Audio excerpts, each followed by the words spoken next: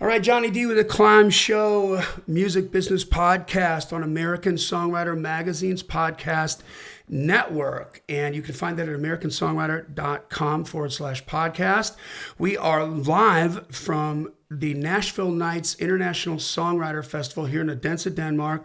And I am sitting next to the legendary Mr. Tim Nichols. I don't know about the legendary part, but it's good to be here. I'm not trying to embarrass you, buddy? but I just, I'm gonna be beat up if I don't say that by everybody else in the world who thinks you are. So there you go. Thanks for taking the time to come here. Happy to be here. Is this first time in Denmark? It is. First time. What are your thoughts? It's been amazing. Just amazing. And, I'm kind of an amateur photographer, too. I love taking pictures. So I've got my Sony camera and G Master lenses and just walking around all day long. Because it seems like everywhere you look, it's a picture. Yeah. And so it's been just so much fun for that. And then just just everything's like lots of old buildings here. 600 years right? old or more. Yeah. And you're like, what? The people are amazing. I mean, it's just, it's like, when can I come back? Yeah, I really love it too. Right. Starting with the plane flight, like the stewards on the plane flight, I was like, they're talking to people, really talking to people, and so your sister Mary, like, is she better now? And I'm just like, what? Right. But they knew because they asked before when they delivered the food, then they came back for the liquid, and it's like it's so warm. Just engaging and caring and all of that. Yeah, and so we flew in to Copenhagen, and so I spent a couple days there as well, and had a great time and hung out and did the tourist photography thing there, and then we got here. It's like I said, I mean, it's just a wonderful part of the world to be in. Yeah. I love it. So you've had a few performances already, and do you have any more today? Or are you done for the? I'm all good. So I'm just you're chilling. I'm just watching. Absolutely, yeah. Nice. I'm just taking it all in. I mean, we have an amazing amount of talent on this festival. It's incredible. That's songwriting. Yeah. Any up and comers that caught your eye, or a certain song or a certain performance that maybe? Well, I know. So, and I know I've heard Tyler mention Ava Paige, and this 17-year-old phenom singer, songwriter, guitar player, just like this triple threat. And I didn't know Ava. I hadn't met her before. There's a girl, Laura Oakes. Oh. From London. That song. So I watched her play, heard her play the other night. She just amazing, incredible. So just for her songwriting, her guitar playing, her singing. I mean, there are a lot of talented folks walking around here this week. And Dan Smalley is a new artist buddy of mine, and so we've written a couple songs together before, but I hadn't heard him. We played a BMI songwriter deal a couple of years ago in Boca Raton, and it's great to catch up with him a little bit and to hear him and some of the new songs he's been writing. So I mean, it's just on all levels. It's just been really great to be here. Like the guys mentioned, Eric and Tyler, we had a chance to write a little bit today, which is always, I mean, anytime songwriters get together, we're always going to want to try and find a time to, hey, man, let's try and write a song here. Yeah, right. Look at y'all are so busy too. I mean, it's like you got to grasp at the chance when it's right there in front of you. So, I mean, wow, you've got some career, amazing work and craftsmanship. Thanks. I mean, just attention to detail and clear passion for the craft. What was the first song that you wrote that you heard on the radio? Do you remember that moment? Yeah, it was a Keith Whitley song, just called "I'm Over You." And I heard you perform that the other night. Yeah, I've played that, and it's, man, I just, we all moved to town, and actually, like so many folks, I moved to town thinking I wanted to be a singer. Okay. And then I got to Nashville, and just the songwriting community is so strong and tight-knit, and the industry really respects and promotes the craft of songwriting. And so I started going to the Bluebird Cafe and seeing those writers in the middle of the, in that circle there, and it's like, man, man, they look like they're having so much fun. I want to figure out how to get in that circle. Wow. You know, so I started writing a lot of bad songs, which I think is part of the process. Yeah. But thankfully, I feel like you have this kind of self-defense mechanism that you don't really know at the time how bad your bad songs are. Mm-hmm. You don't, because otherwise, if you did, you'd probably quit. Yeah. Right. You know, so you don't know. You have to have a certain amount of healthy delusion. Right? I think that's, yeah, of course, absolutely, 100%. You have to have some dreamer, yes, it can happen, you know. Because you don't start out with Live Like You Were Dying. Absolutely not, absolutely that's a whole not. lifetime, you know, that it's the old adage of the famous artist, the big time famous artist, died in the 30s, with the weird faces, I'm forgetting his name. It's so the painter? Yeah. Picasso. Yeah. Picasso's at a restaurant and some lady comes up to him, hands him a napkin. She's like, here, write me, draw something on this. He's like, okay. So he draws it. Takes him 5 minutes, gets it done. She's like, oh my God, this is wonderful. And she goes to grab it. He's like, that'll be $500. She's like, that took you 5 minutes. He's like, no, it took me my whole life plus 5 minutes. That's exactly right.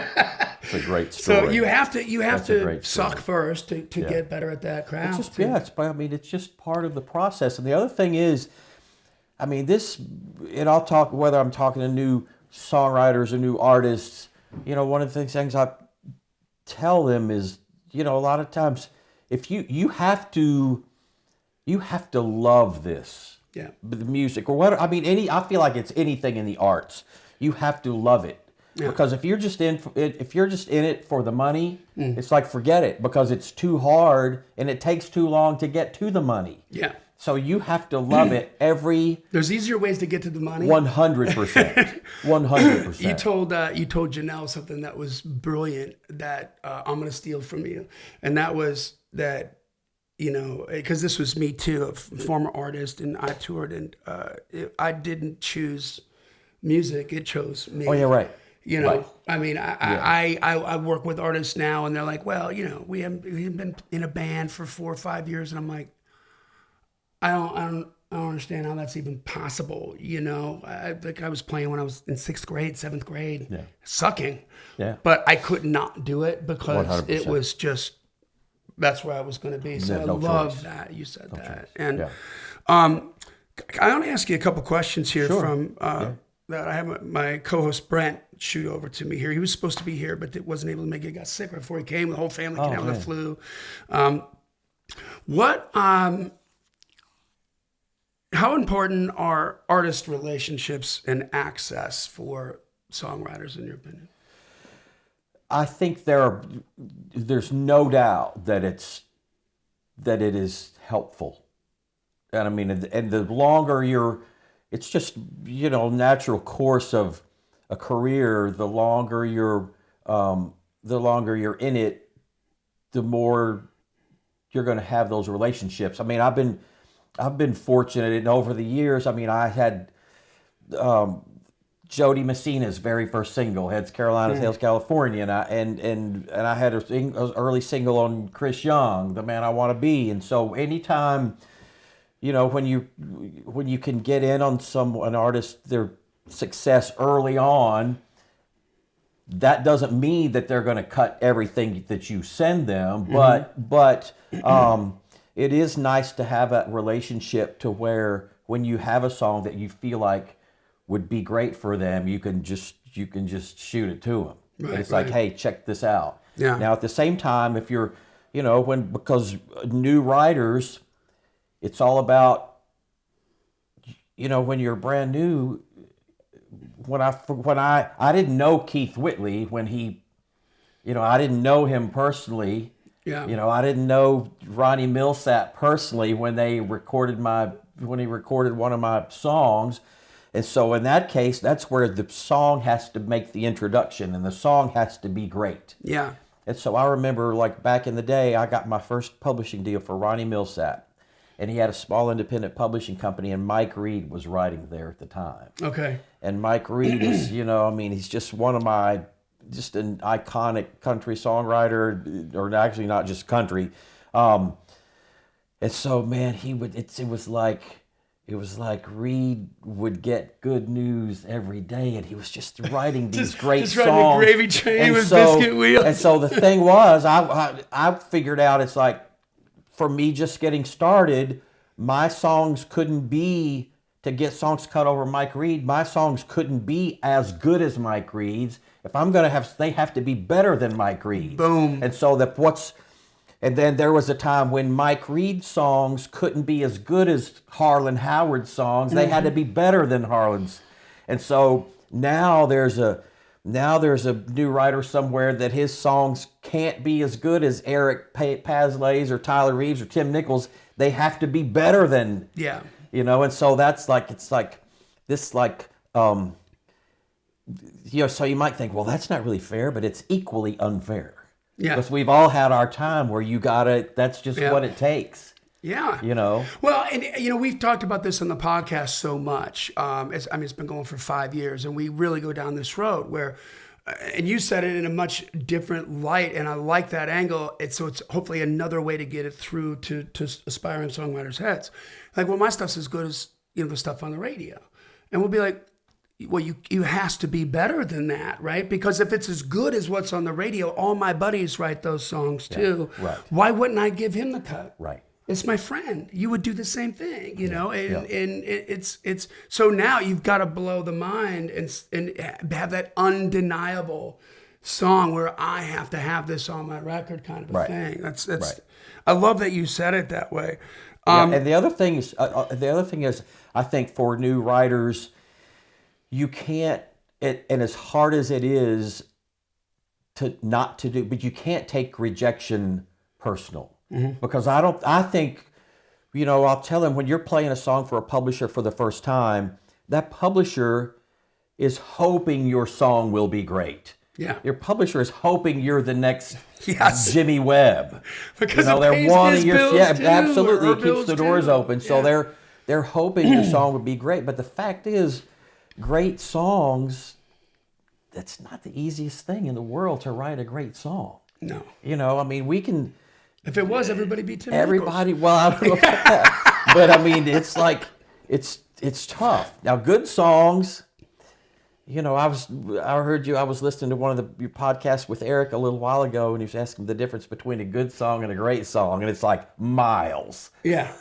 Miles. How many miles? It's a long way. That's right. And so the thing is, we show up every day. You want to write a great song, but when you're making a living at it, sometimes you just have to write the song in the room that day, and it's all about. And ultimately, to me, it's all about the idea. To write a great song, you have to have a great idea, and great ideas.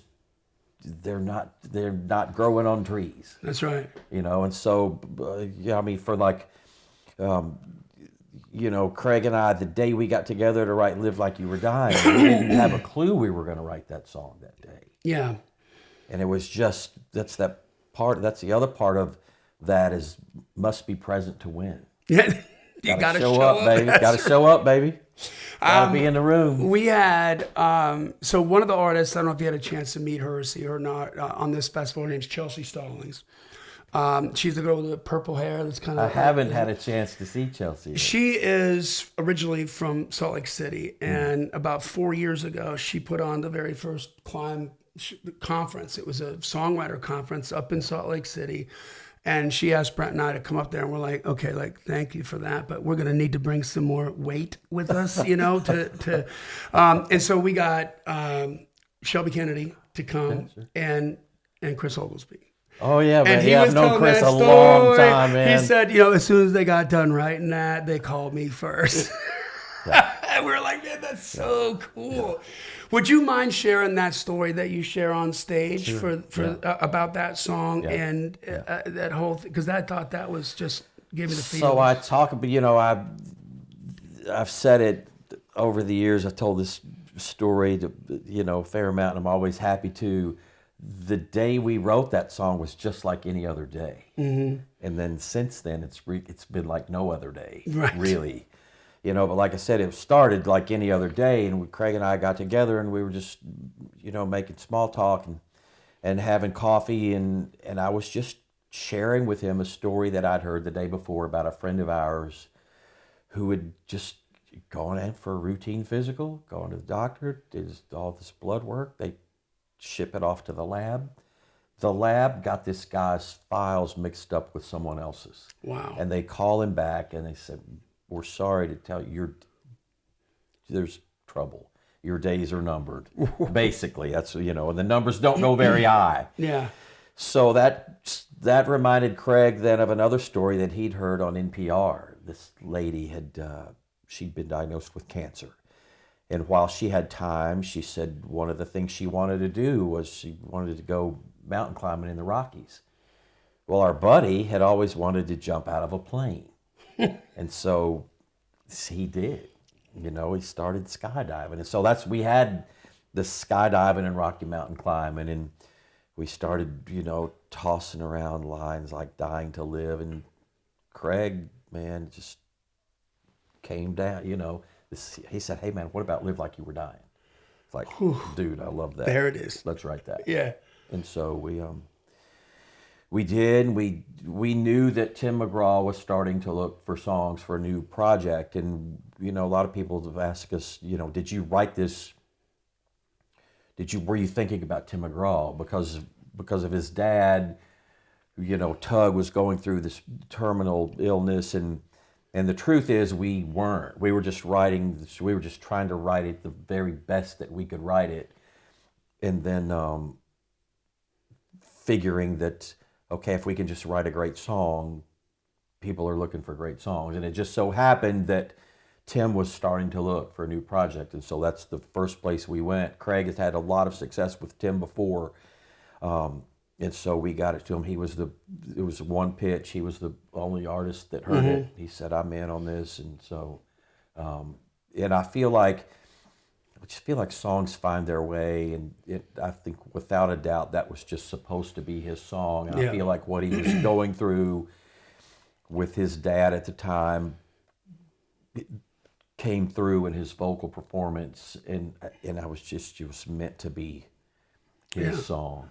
It really was. And so that brings up another question that I have, because somebody was asking, did you write that for Tim? When you are writing a song, are there times when you're in a room where, well, obviously, I guess if you're with an artist, then that's got to weigh down, like, okay, I got a high chance of getting this cut with this artist that's in the room with me. How much do you consider what the artist will or won't say, or what radio will or won't spin when you're in that writing room? Yeah.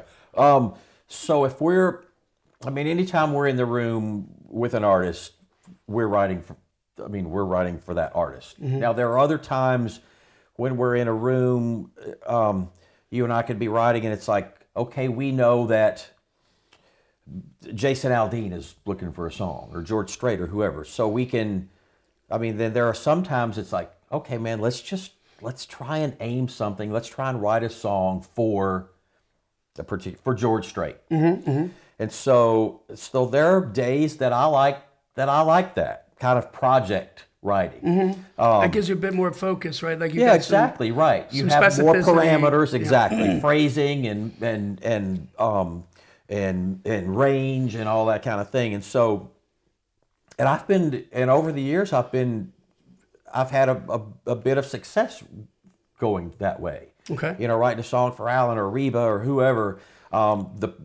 It's a bit of a two-edged sword in that if you tailor this song specifically to a particular artist, again, let's say George Strait, and if George passes, then 9 times out of 10, when you go to play it for any other artist, sounds like George Strait. Sounds like a George Strait song. Yeah, right. Like, no! So that's kind of the two-edged sword of that. But ultimately, there are those days, and it goes back to, man, let's just try and write a great song and let it find its way. Let the music do the talking. Yeah.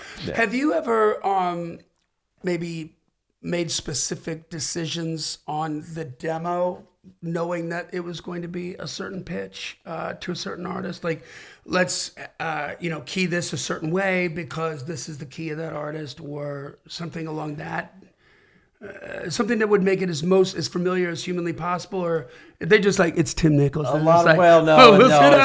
not that. I mean, I think part of it is you want in a demo. I feel like you try and make it just the most, because ultimately you want to, I think, make it what's going to make this song the most accessible to or can there, because ultimately, you hope that there are several pitches, now this is like Scott Hendricks is a buddy of ours, and so he was saying, just in terms of like Blake, he's produced tons of Blake Shelton hits, and so Blake likes to be, when Blake is listening to the demo, he likes to be able to sing along with it in his truck. So that's, in that case, then you want it, in terms of key, to Blake, that's going to be, So if we're going to think that, then it's like, okay, we're going to pitch this, we're going to put this in a key more for Blake than like Gary LaVox or whatever. Right. Who's saying? Right. Yeah. So that's absolutely, definitely something we take into consideration. For sure. Have you ever done maybe multiple singers on the same song demo because it could go female or male on a pitch? Yes. Although it seems like, for the most part, female artists are better about listening through male than a male with a male vocal on it. You know what I'm saying? Than male artists are about listening with a female vocal on it. Okay, gotcha. Now, a few years ago, I wrote, I just had the incredible opportunity and good fortune to write a handful of songs with Burt Bacharach. Really? And it was, yes, yeah. What? So it was like the most fun. Wow. I mean, we wrote at his house, he would be like here, and he'd be at the piano, and I'm just sitting there right beside him, and it's like he's playing these melodies. It's like, holy shit, man, he's being Burt Bacharach right now. He's playing these melodies that are just incredible. And so we wrote this one song that we had a couple that we had male and female vocalists on, and called "Carry On." And so so sometimes it feels like the song warrants that, and again, it's just let the song speak to you. Be what it wants to be, and get to whoever's in terms of singer or whatever. I like that. I think success in anything, in this case, we're specifically talking about the music business and in songwriting, there has to be a level of courage to push through the imposter syndrome that we all get as we start to climb and we start to get in the rooms that we wanted to get into, but we couldn't before. I think everybody has a tinge of that, and there's a fear, and the courage is moving forward in the face of that fear, right? Knowing that and trusting in yourself. What is it, when you had those moments earlier in your career, was there something that you said to yourself or you thought to yourself that, got you through that? Like, did you have an imposter moment like that early on? I've always, my glasses, anybody that knows me knows my glass is always half full. So I'm just going to be, I'm always going to be grateful. I'm always grateful for those opportunities. And I think part of that is being prepared and doing your homework before you get in those rooms. Yeah. Ultimately that's the thing. And that's just respecting them and yourself enough to be prepared when that opportunity presents itself. And yourself enough is the key word in there. Right. That's awesome. So let's button it up with this. What would be the most profound piece of songwriting advice that you could give to the aspiring songwriters, the audience of American Songwriter magazine? I feel like it's keep believing in yourself. And if you're where you're supposed to be, and you're supposed to, again, it goes back to that thing of, we all moved to Nashville because we feel like music because we chose music because it's something that we had to do. So just keep believing. It's going to be hard. It's really hard. Let me save you the suspense. Yeah, exactly. It is not going to be easy. And so, and for as long as, again, I've been so fortunate and so blessed over the years, it's still hard. It's still, I still hear no 9 times out of 10. But I just know I don't take that personal. And I feel like when you get rejection, when you hear we're going to pass on this song, again, that doesn't mean that they don't like you. It doesn't mean that they don't like the song. It's just not the song they're looking for that day. That day, yeah. And so just keep chasing it. And the other thing is just I'm rattling on here, but the thing, I think, again, it goes back to whether it's music or anything in the arts. If you want to be a doctor or an attorney or an engineer, that's like a 4-lane highway. And it's lit, and you know how far, if you would be a doctor, you know how far you are every mile of the way from being a doctor. Yeah. You know, you've got college, you've got med school, you got the lawyer, you got the bar exam, you got all that. If you want to be a singer or a songwriter, that's more like, you see that opening in the woods over there? Go that way. Yeah. And you never know. And so, here's a machete. Like, yeah. You head to Nashville, not knowing a soul. Yeah. But once you get there, and then when you're there, you never know how close you are. Yeah. To breaking through and arriving. But you just have to, it's that bless the broken road thing, you know. And so you just have to show up, but it's just that thing of, like Tyler was talking about, the mistakes are part of it. Yeah. You know, and it's that, and it is that, just cliche as it sounds, it is the journey is part of it. Yeah. You know, and we all have one. Yeah. You know, and that's the other thing I feel like with songwriters, when we get to an event like this, we all, even though we may not know each other when we show up, but by the time the event's over, we're like, we have new friends. Yeah. Because I feel like we're all basically the same person. You know what I'm saying? In that we chose music and music chose us. Yes. You know? Yes. We're in a tribe. For sure. Exactly. And you can recognize that in another, instantaneously when it's real and when you see it. Yeah, absolutely. That's the perfect statement to button this up. Thank you so much, Mr. Tim Nichols. It's been a pleasure. Thanks for having me, buddy. Absolutely. Johnny D from the Climb Show Music Business Podcast on American Songwriter Magazine's podcast network. You can find that at americansongwriter.com/podcast. And once again, we're broadcasting live from the Nashville Nights International Songwriting Festival here in Odense, Denmark. Tim Nichols, thank you again, and safe travels to you on your way back home. Thanks, pal. All right, take care. Good to see you.